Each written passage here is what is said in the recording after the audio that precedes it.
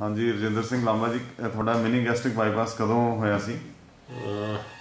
15 अगस्त 15 अगस्त 2011 ਤੇ ਤਕਰੀਬਨ 6 ਮਹੀਨੇ ਹੋ ਗਏ ਹੁਣ। ਹਾਂਜੀ ਹਾਂਜੀ। ਤੇ ਕਿੰਨਾ weight ਸੀ ਉਦੋਂ ਤੁਹਾਡਾ? 144 ਜਾਂ 45 ਸੀ। ਅੱਛਾ ਜੀ। ਤੇ ਕਿੰਨਾ ਘਟ ਗਿਆ weight ਹੁਣ ਤੁਹਾਡਾ? 108 ਹੋ ਗਿਆ ਜੀ। ਅੱਛਾ, ਤਕਰੀਬਨ 38-40 ਕਿਲੋ ਭਾਰ ਘਟਿਆ। ਹਾਂਜੀ ਹਾਂਜੀ। ਤੇ ਤੁਸੀਂ ਇਹ ਦੱਸੋ ਵੀ ਕਿਸ ਤਰ੍ਹਾਂ ਮਹਿਸੂਸ ਕਰ ਰਹੇ ਹੋ ਪਹਿਲਾਂ ਦੀ ਲਾਈਫ ਦਾ ਤੇ ਹੁਣ ਦਾ? ਕੀ ਮੁਕਾਬਲਾ ਜੇ ਕੀਤਾ ਜਾਵੇ ਤਾਂ ਕਿਸ ਤਰ੍ਹਾਂ ਮਹਿਸੂਸ ਕਰਦੇ ਹੋ? ਪਹਿਲੇ ਤਾਂ ਜੀ ਬਹੁਤ ਬੈਟਰ ਹੋ ਗਿਆ।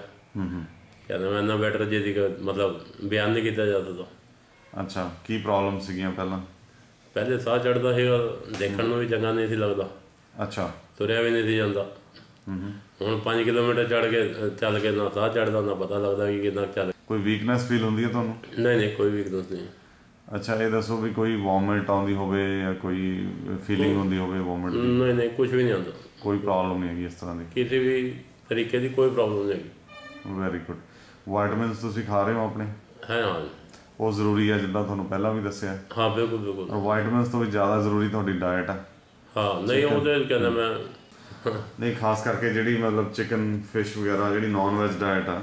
ਹਾਂਜੀ ਹਾਂਜੀ। ਉਹ ਜ਼ਿਆਦਾ ਉਹਦੇ 'ਚੋਂ ਤੁਹਾਨੂੰ ਤਾਕਤ ਮਿਲਦੀ ਹੈ ਕਿਉਂਕਿ ਥੋੜਾ ਖਾਣਾ ਪਰ ਚੰਗਾ ਖਾਣਾ। ਹਾਂ ਬਿਲਕੁਲ ਬਿਲਕੁਲ। ਮਿਲਕ ਦੁੱਧ ਕਿੰਨਾ ਪੀ ਲੈਂਦੇ ਹੋ?